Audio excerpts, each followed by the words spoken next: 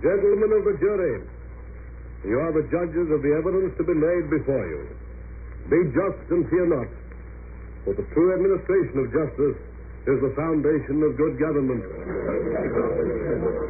Famous jury trial. Dramatizations of cases taken from actual court history. The names of persons and places have been altered to protect the identity of those concerned. The trial of Judson Fisk. And this is the case that the state will prove to you, members of the jury.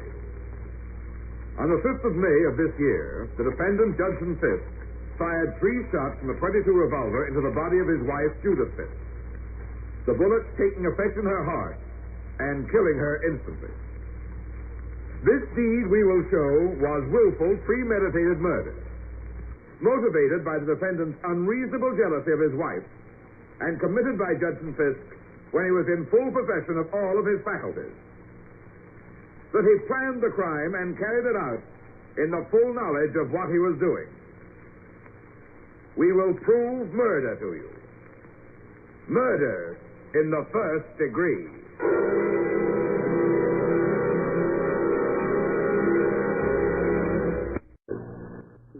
Fisk began.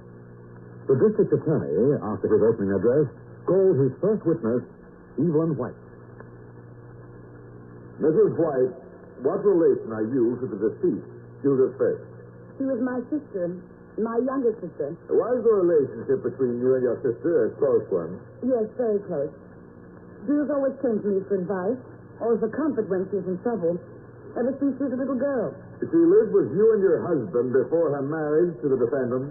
Yes, she had a job as a secretary in an office downtown, and lived with my husband and me until her marriage 2 years ago. Did you approve of her marriage? I emphatically disapproved. I couldn't believe it when Judy came to me that day and told me she was engaged. Well, this is what I had to say. Judge Fisk asked me to marry him last night, and I accepted it. You're mad? No. Yes, you're not. But, Judy, he's 20 years older than you are. 22 years older. And he's a cripple. Don't call him that. Judy, you can't do it. It'll get on your nerves. You'll be nearly out of your mind in a month. No. I can see that you might feel that way about it, but you're not in love with him. And I am. You love Judy, Fisk. You're sorry for him. And just let your romantic imagination run away with your common sense. But you'll soon get tired of playing Florence Nightingale, and then what? It'll be too late. It isn't pity, Ethan. He doesn't need pity. Judy, it isn't his money, is it? Answer me truthfully, please. I think that's a pretty rotten question, isn't it? The answer is no. It's not his money. And I really don't want to argue about Judd. I've made up my mind, and I've already accepted him. You're going to have to do a lot of arguing before I send out any invitations. Now, wait a minute, please. Before you say anything more, I want to tell you something. Besides being old enough to be your father and a cripple, there's a mental aspect to think of. I knew Judd before his accident, and he was one of the most popular and charming men around here. You know what he's like now, gloomy, bitter, and irritable. He drives people away from him. I know all that. He tried to drive me away at first, but I wouldn't go. He does it to protect himself, because he can't bear to be pitied. The point is that he's not normal mentally. When a person had as much as Judd had to live for, money, looks, popularity, everything, and then has something like that awful accident happen to him, Judd can't bear to see people playing golf or tennis or dancing, because it reminds him that he used to be a fine athlete once, and he'll never be able to play any game again. That's why he drives people away from him. He resents them. And he doesn't want their pity because he gets more than enough from himself. I don't think you should talk like that when you don't understand him at all. I've made it my business to try and understand. So you couldn't persuade your sister not to marry Judson Fisk? No, I tried to make her see that Judd wasn't really normal mentally. I tried to make her realize what living with him would be like. By not normal mentally, you don't mean to imply that there is any question in your mind as to his complete sanity? That was objected to as incompetence. Sustained. Did your sister ever tell you her marriage was unhappy? It was common knowledge that it was very unhappy. Objection. Strike it out. Just say if your sister told you that she was unhappy. Don't answer, Mrs. White. The question is objectionable. Did you ever observe any conduct between the defendant and your sister which led you to intervene? Well, I told Judith she had to do something about Judd's behavior then, and she said she couldn't control him. She said she'd tried everything she could think of, but nothing worked. And then she broke down and cried. What was this behavior she couldn't control? His jealousy. He tortured the life out of her, his insane jealousy, and I told her she must leave him at once. But she wouldn't. She said she still loved him, and somehow she'd find a way of convincing him that she did. Did you ever witness this jealousy to manifest itself in public? All the time. Judd made no effort to conceal it. If he didn't like the way a man danced with Judith or talked to her, Judd wouldn't hesitate to insult the man and practically accuse Judith of infidelity. When was the last of these scenes you witnessed? The night before the murder, it was at the country club. Judith was talking with young Dr. Blake. They went out on the terrace together. Judd followed them, limping with his cane, and when he came up to them, he threw his drink in Dr. Blake's face. I was nearby, and of course we tried to hush the thing up. Dr. Blake took the club by the chairs without speaking to anyone. I drove Judith and Judd home and then came on back to the dance. Did they say anything on the way home? Not a word. Judith sat there as though she were carved out of marble, and Judd just scowled.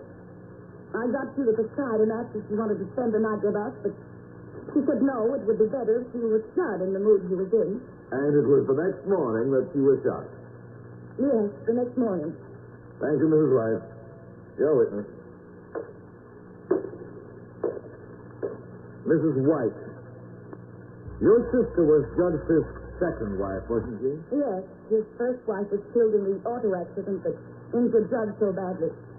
Did you ever observe that his behavior towards the first Mrs. Fisk was in any way objectionable? Oh, no, they were devoted to each other. I see. Well, that's all. Call Jonah Wills. Jonah Wills! Jonah Wills! Jonah Wills, take the stand. Jonah Wills, you solemnly swear to tell the truth, the whole truth, nothing but the truth? I do. Mr. Wills, did you see the defendant, Judson Fisk, on the morning of May 5th? That is, the morning on which Mrs. Fisk was shot? Yes, sir, I did. Tell us the circumstances. He come into my shop and wanted to buy a pistol.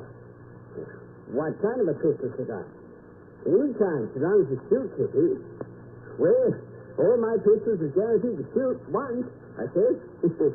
Then he says, dignified like, maybe that'll be all I have to shoot. And you sold him a pistol? Yes, sir. Sold him a neat little 22 and some bullets. I show you a pistol and ask you if that's the one you sold to the defendant that morning. Yes, sir. That's her. You basic. Now, what happened after you made the sale? Well, I helped Mr. Fisk out of his car. Leastways, I walked with him. He wouldn't let you help him.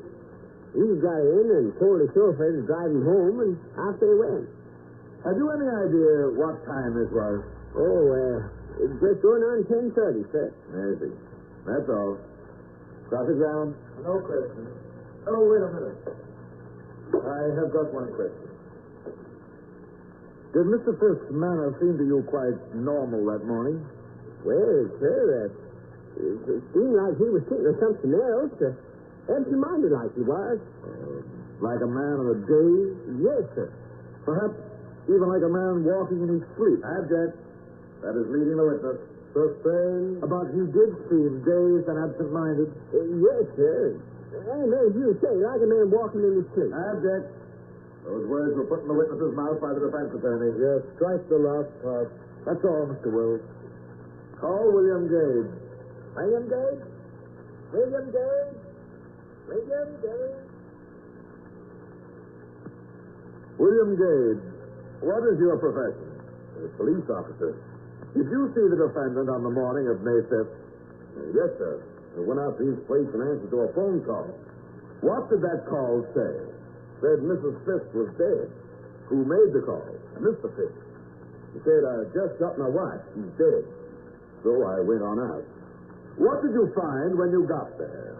Mrs. Fisk lying on the living room floor, dead as per the phone call. Mr. Fisk was staring out the window. He said he shot her. He wouldn't answer any further questions. Did you find the weapon? Mr. Fisk had it in his pocket. He gave it up when I asked for it. But still not talking any. Is this pistol here, People's Exhibit number 1, the one you found? Yes, sir. Thank you. Your witness.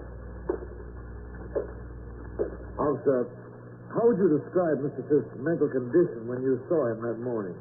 Dazed, sir. Not thinking or feeling so far as you could judge. That's all. Call Dr. James Metcalf. Expert testimony confirmed what everybody knew, that Mrs. Fisk was killed by bullets fired from the pistol found on her husband. And then the prosecution apparently scotched any possible insanity defense by putting experts on the stand who testified that Judson Fisk was sane, and that jealousy, while a mental ailment, could by no stretch of the imagination be called insanity within the meaning of the law. Then the prosecution rested its case, leaving the spectators convinced that nothing could now save Judson Fisk from paying for his crime with his life. We will continue with this trial in just a moment. In the courtroom, the trial was resumed, and the defense attorney called his first witness, the defendant, Judson Fisk himself. Mr. Fisk, how old are you? I'm 48. You were 45 when you married for the second time? Yes, I was. Your first wife died in an automobile accident? Yes, when I was 40. The same accident that left you permanently lame? Yes. Will you tell the jury something of your life before that accident occurred? Abject. That has nothing to do with this charge of murder. It is the contention of the defense that it has everything to do with the present charge. I overrule the objection. The witness may answer any proper questions on this line. You were wealthy, were you not, Mr. Fisk? I was more than comfortable. Successful in your business? Yes. Fond of athletics? Yes. I played a fair game of tennis and a fair game of golf. Well, forgive this question, Mr. Fisk, but you were in love with your first wife. You and she were happy together? Very happy. Now I must bring up a subject, a period of your life which I know will be painful for you to recall. After this automobile accident. Will you tell the jury about your life after that? Well, first I was told that Mary was dead. Then the doctor said I'd never walk again. Some injury to the spine. Specialists came and suggested operations. I let them operate. More because I hoped I might die on the operating table and because I had any hope that it was doing any good. I was in bed a year. There was a good deal of physical pain. I could stand that. It was the hopelessness and mental agony. Yes. Well, at the end of a year, the doctor had fixed me up so that I could walk a little with crutches. Just a few steps first. Did you succeed in adjusting yourself to your new life when you left the hospital? No. I failed utterly. Snapping everyone who came near me, hating the whole world, and most of all myself. Then I met Judith. And you fell in love with her? Yes. I think I did the first time I saw her. And as a result, I was more savage with her than anyone else. But it didn't bother her. She simply didn't pay any attention to my rudeness. Wouldn't believe me when I swore that she irritated me. Well, that went on for 6 months. Then one evening she came over to see me. I was in the garden, watching the sunset when she came across the lawn from me. Hey! Hello. I've got something on my mind, Judge. Look, how often do I have to tell you I'm not interested in what's on your so-called mind? Well, this might interest you. It concerns you. Yeah, well, leave me out of it. I can't very well. You're half of it. Half of what? Well, this idea. What idea? Judge, will you marry me? What? I love you, Judge. You don't know what to think. Yes, I do. And I know if it's ever going to be said, I've got to say it. With your pride and sense of honor, you'd never say it first. And that's why I've come to you tonight to tell you. proudly and humbly. That's when me and all the world is on you. That's a magnificent gesture, Judith. It means, well, a good deal to me. I thank you more than I can say. Good night, Judith. Don't you want me, Dad? Now, look at me, Judith. Besides the fact that I'm hopelessly lame, I'm 20 years older than you. I got an ugly face, vile temper. Oh, hang it all, what's the use of going on? You've made your gesture, and I bless you for it. But I'd be such a heel to accept as your offering. I love your ugly face and vile temper. Please, get that through your muddled head, my darling. I love you. Judith. Oh, Judith. Well, we were married the next month. I should never have given in, but I saw one last chance for happiness, and I grabbed for it. It was criminal. Your marriage was not happy? Judith did everything she could to make me happy. I was happy with her when we were alone together. I hate dragging all this out. Fact is, I've been hurt so unbearably once before, when I'd lost everything that made life worth living. Now I'd found something to live for once again. I was tortured with the fear that I'd lose this, too. Things came to a head the night of May the 4th. The country club. Yes? There was a young doctor there, Dr. Blake. As I came up, I just heard Judith say, "Come at 11 tomorrow morning. Judd won't be home then." I saw him warn her with a gesture that I was approaching. She turned to speak to me just as I dropped my drink full into Blake's face. Did you tell her what you'd heard? No, I thought it over and decided to pretend that I was just angry at her being on the terrace with Blake, so that she'd be unsuspicious and keep her meeting with Blake the next morning. What did you do the next morning? I went into town and bought a revolver. I loaded it on the way home in the car. Planned to catch Judith and Blake and shoot them both and then shoot myself. What happened when you got home? As we came up the drive toward the house, we passed Dr. Blake's car going out, and I was wild with fury. When we got to the house, I went in as fast as I could. Judith was in the living room. Hello, Judd. What? Oh, you look so strange. I passed Dr. Blake in the drive. Oh, then you know? Yes. That's why I'm going to kill you, Judith. What? Oh, no, Judd, no. Put away that gun. You don't understand.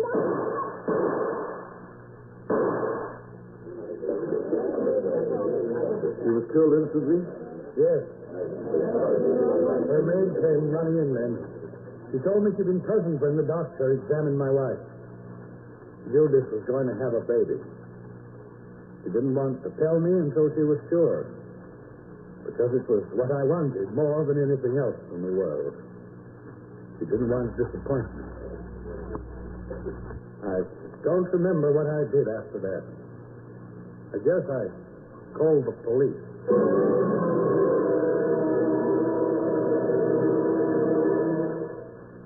The next witness, Dr. James Pearson, testified that the defendant was suffering from high blood pressure induced by arteriosclerosis, or hardening of the arteries. Tell me, doctor, isn't one of the effects of this disease to lower the blood supply to the brain? Yes, it is. Assuming a person suffering from arteriosclerosis, what would be the effect of a strong emotion, such as an acute jealous rage, upon the blood supply to the brain? It would be lessened materially. And what would the effect be upon the behavior of this hypothetical individual? It would induce a semi-comatose condition. Can you explain that more fully to the jury, please? The individual would be in a trance or dreamlike state, acting without inhibitions or mental self-control. Would such an individual be responsible for his or her actions in this condition? If the condition were at all severe, the individual would not be responsible. With the calling of rebuttal witnesses, the taking of testimony ended. And then the defense lawyer rose to begin his summation to the jury. Your Honor, members of the jury, the defendant in this case has suffered more than is given a lot of most men to suffer. He was struck down in his prime, crippled, deprived of everything he had to live for. Deprived, too, of the one person whose love and affection might have made his agony bearable. If he had been a younger man, perhaps he might have adjusted himself. Youth, at least, can hope. But Judson Fisk felt he was too old to hope to win the love of any woman. But he was young enough in spirit to long for the life he could never live again. To wake in the still watches of the night with a beloved name upon his lips, and turn, find an empty place beside him. Then into the bleakness of his life came a young and beautiful girl who offered him her love. Is there any wonder that Judson Fisk loved her with a love far more intense than most men ever know? Is there any wonder that he feared to lose her with a fear that bordered upon mania? You've heard the specialist, Dr. Pearson, explain to you what the effect of such a fear would be upon the mind of one who suffered, as Judson Fisk does, from arterial sclerosis. Is it not clear that under the grip of his powerful emotions, he relapsed into a dreamlike state? The higher centers of the brain were paralyzed, and he behaved with as little self-control as a willful, spoiled infant. It was in this state that he insulted his wife's friends and threw a drink in a man's face. It was in this state that he shot his wife. Members of the jury, this man has suffered far beyond any power of ours to add or detract. But somewhere in the future, there may still be happiness for him. I beg of you to give him the chance to find, through suffering, happiness and peace of mind at the last. Let your verdict be not guilty. The prosecution will sum up. May it please your honor, members of the jury. I must agree with the attorney for the defense that the defendant has suffered. Heaven knows that there's no wish of mine to add to what he's been through. But I would like to point out that men every day suffer terrible accidents. Every day a man somewhere loses his wife. And these people go on living courageously, seeking new occupations, new interests, new ways to fill the voids in their lives. Now, the defense has advanced the ingenious theory that the defendant was in a dreamlike state when he shot his wife, induced by his powerful emotions. But, gentlemen, I ask you, how long can such a state persist? Is the emotion so strong that it can cause a trance to last from late one evening, to survive a good night's sleep? Do you think the defendant was not responsible for his actions when he drove into town the next morning and purchased himself a pistol with the avowed purpose of murdering his wife? Members of the jury, this is cold-blooded murder wrought by a weak, contemptible man. It is premeditated murder. Murder in the first degree. Homicide while temporarily insane or willful murder? How would you have judged Judson Fisk? We will bring you the verdict in a moment. The jury was out for 48 hours before they filed back into the courtroom to give their verdict on Judson Fisk. Ladies and gentlemen of the jury, how do you find the defendant? We find that the defendant, Judson Fisk, shot and killed his wife while temporarily insane. And so ended the trial of Judson Fisk, with an acquittal on the technical grounds of temporary insanity. And Judson Fisk did what he could to expiate the terrible tragedy for which he was responsible. He sold his home and donated the proceeds, together with the greater part of his fortune, to endow the hospital in the city in which he lived, and then disappeared from his native town to remain unheard from until some 3 years later, when it was reported that the ship on which he was traveling was torpedoed, and he had refused to endanger the lives of the other passengers by taking his place in the overcrowded lifeboat, and had gone down with the ship.